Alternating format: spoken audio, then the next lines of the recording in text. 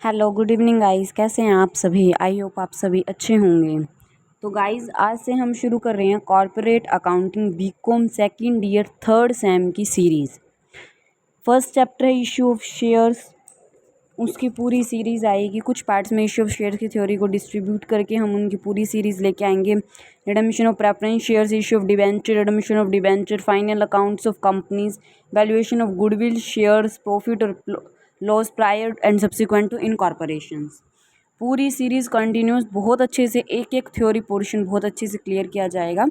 तो पूरी सीरीज़ अच्छे से देखें तो आपको एग्ज़ाम्स में कोई भी टेंशन नहीं होगी। तो आज की सीरीज़ हम शुरू करते हैं फर्स्ट चैप्टर से। Corporate accounting BCom second year third sem का है जो हमारा first chapter issue of shares. Issue of share में सबसे पहले इंट्रोडक्शन में क्या इशू ऑफ शेयर होता क्या है।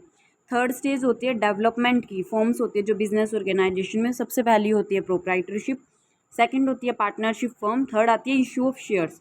एक कंपनी जब एस्टेब्लिश की गई है किसी भी लीगल प्रोसेस से, इसको हम बोलते हैं लॉ मेड कंपनी। जो कैपिटल है हर एक कंपनी की, जब उसको हम डिवाइड करते हैं स्मॉल पार्ट्स में, उसको हम शेयर्स बोल देते हैं। शेयर्स को इशू किया जाता है कंपनी के द्वारा कैश में या कंसीडरेशन अदर देन कैश के फॉर्म में, सॉरी। नेक्स्ट आता है मीनिंग क्या है। कंपनी मतलब एक वॉल्यूंटरी एसोसिएशन ऑफ पर्सन्स होते हैं, मतलब पर्सन्स का वो ग्रुप जो कंट्रीब्यूट करता है मनी को कॉमन स्टॉक के लिए, कुछ कॉमन पर्पस के लिए। कैपिटल को डिवाइड करना, शेयर्स को ट्रांसफ़र करना। उनकी लाइबिलिटी लिमिटेड होती है। कॉरपोरेट एक नाम होता है उनके साथ, और पर्सनैलिटी होती है उनकी, लीगल पर्सनैलिटी खुद की होती है जो। ये है इसका मीनिंग। अब आती है इसकी डेफिनेशन। तीन राइटर्स के अकॉर्डिंग, दो राइटर्स के अकॉर्डिंग, एक कंपनीज एक्ट के अकॉर्डिंग हम डेफिनेशन देखते हैं। सबसे पहले आता है section 2 part 20 of companies act 2013। Define करते हैं कंपनी को कि कंपनी क्या होता है। कंपनी को बनाया जाता है, रजिस्टर किया जाता है एक्ट के अंडर, और एग्जिस्टिंग कंपनी होगी जो। कंपनी एक आर्टिफिशियल पर्सन जो लॉ से क्रिएट की जाती है, जिसमें सेपरेट एंटिटी होती है, एक परपेचुअल सक्सेशन और एक कॉमन सील होती है। इस जो कि according to the writer professor Haney, इसके अकॉर्डिंग ये मतलब जो डेफिनेशन है वो दी गई थी। According to the justice James ने क्या डेफिनेशन दी थी कि कंपनी एक एसोसिएशन ऑफ पर्सन होते हैं जो बनाया जाता है कॉमन पर्पस के लिए। ये था इशू ऑफ शेयर का इंट्रोडक्शन, मीनिंग एंड डेफिनेशन। अब हम बात करते हैं इसकी कैरेक्टरिस्टिक्स की।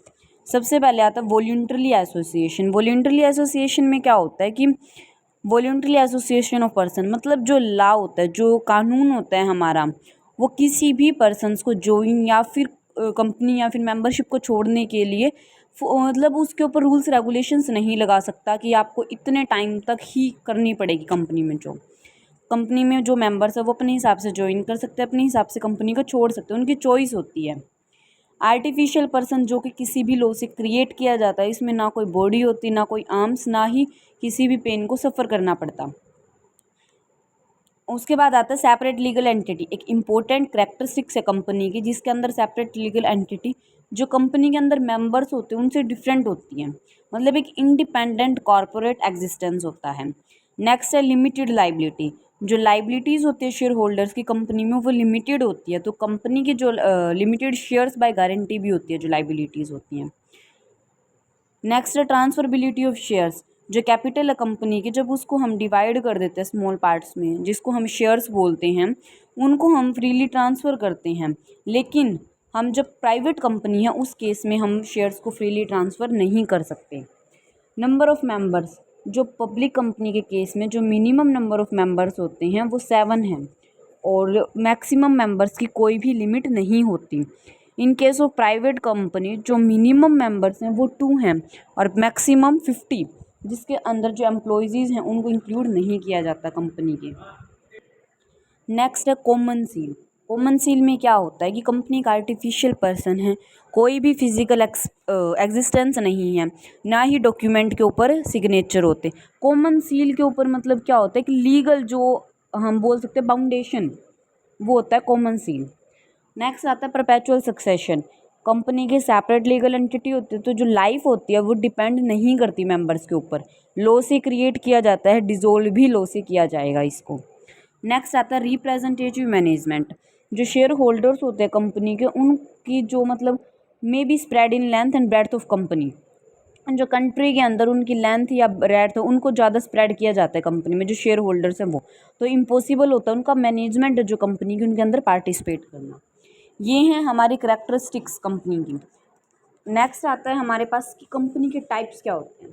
कंपनी हमारे दो टाइप्स की होती हैं, company limited by shares and company limited by guarantee. Limited by shares में आता है private company and public company. Limited by guarantee में आता है unlimited company and limited company. सबसे पहले हम बात करते हैं कंपनी लिमिटेड बाय शेयर्स होता क्या है। जो लाइबिलिटीज़ होती है मेंबर्स की कंपनी के अंदर वो लिमिटेड होती हैं बाय द मेमोरेंडम के जरिए। जो अनपेड वैल्यूज़ होती है शेयर्स की उनको हम बोल देते हैं company limited by shares. Private company जिसमें minimum paid up capital 1 lakh होती है, रिस्ट्रिक्शंस लगाई जाती है शेयर्स को ट्रांसफ़र करने के लिए। लिमिट होती है मेंबर्स की कि 50 ही होंगे। और पब्लिक कंपनी में minimum paid up capital 5 lakh, private company नहीं होती, ट्रांसफ़र कर सकते हैं इसमें शेयर्स को।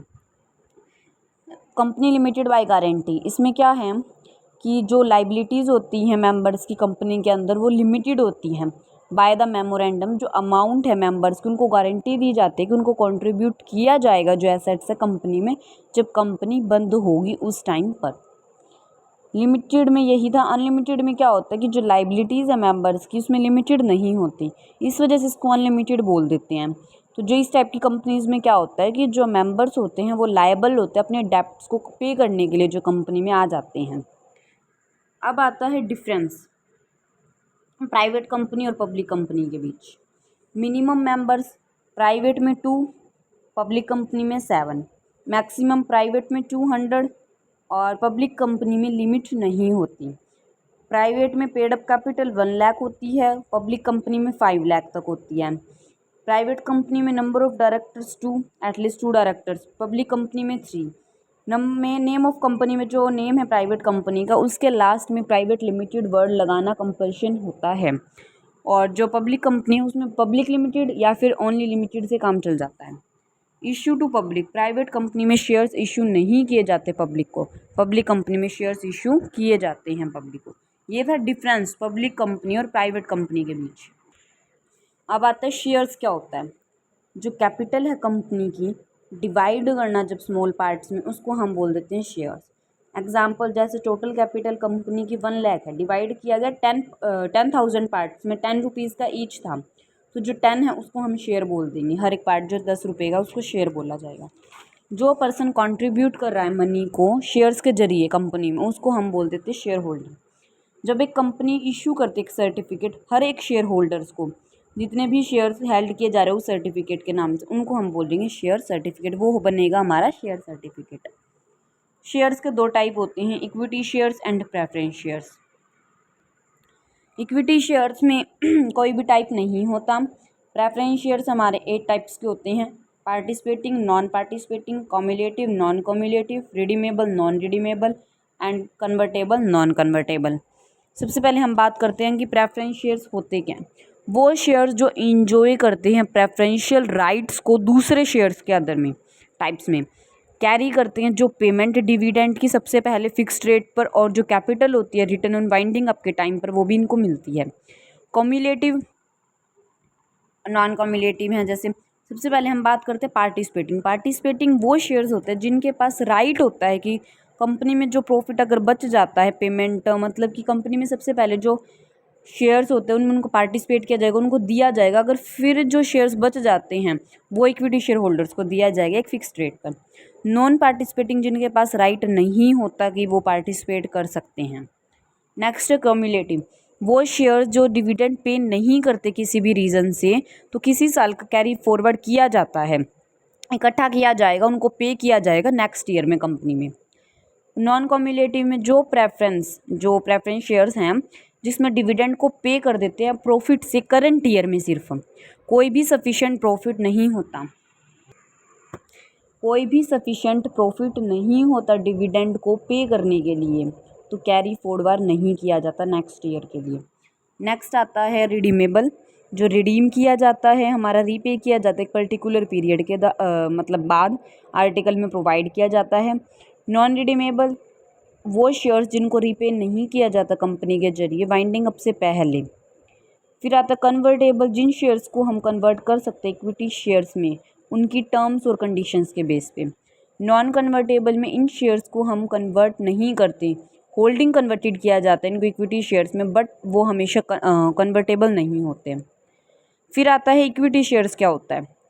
इक्विटी शेयर्स प्रेफरेंस शेयर्स नहीं होते। इक्विटी शेयर होल्डर्स के पास ये राइट नहीं होता कि सबसे पहले उनको डिविडेंड की पेमेंट की जाएगी एक फिक्स्ड रेट पर और रीपेमेंट की जाएगी वाइंडिंग अप के टाइम पर। मतलब प्रेफरेंस शेयर होल्डर्स की जब पेमेंट की जाती है और जो उनको डिविडेंड दिया जाता है, अगर उसके बाद कुछ अमाउंट बच जाती है तो इक्विटी शेयर होल्डर्स को उनकी पेमेंट की जाती है। ये थे टाइप्स ऑफ शेयर्स, हमने बेसिक पढ़ लिया। उसके बाद हम नेक्स्ट वीडियो में डिस्कस करेंगे बुक बिल्डिंग क्या होता है, बुक बिल्डिंग की जो प्रोसेस है उसके बारे में डिस्कस करेंगे, उसके एडवांटेजेस डिसएडवांटेजेस के बारे में डिस्कस करेंगे। फिर हम डिस्कस करेंगे नेक्स्ट में इश्यू ऑफ शेयर्स को हम प्रीमियम पर, पार पर, डिस्काउंट पर, उनकी जर्नल एंट्रीज भी हम डिस्कस करेंगे बहुत अच्छे से डिटेल में। उसके बाद sweat equity shares, right shares, preferential allotment क्या होता है, राइट शेयर बोनस शेयर्स में डिफरेंसेस क्या हैं, इनके बारे में हम हम डिस्कस करेंगे। नेक्स्ट फिर हम बात करेंगे फॉरफिटेड शेयर्स, री इशू ऑफ फॉरफिटेड शेयर्स क्या होते हैं उनके बारे में, फिर बाय बैक ऑफ शेयर्स के बारे में। ये जो हमारी सीरीज़ चल रही है कॉर्पोरेट अकाउंटिंग की, इसमें हम बहुत अच्छे से डिस्कस करेंगे, हर एक टॉपिक को बहुत अच्छे से क्लियर करेंगे। अगर आपको मेरी वीडियो अच्छी लगी तो वीडियो को लाइक करना, शेयर करना, कमेंट करना और चैनल को सब्सक्राइब करना ना भूलें। अगर आपको इस वीडियो का, इस चैप्टर का और इस सीरीज़ का नेक्स्ट पार्ट चाहिए तो मुझे कमेंट सेक्शन में ज़रूर बताएं। Thanks for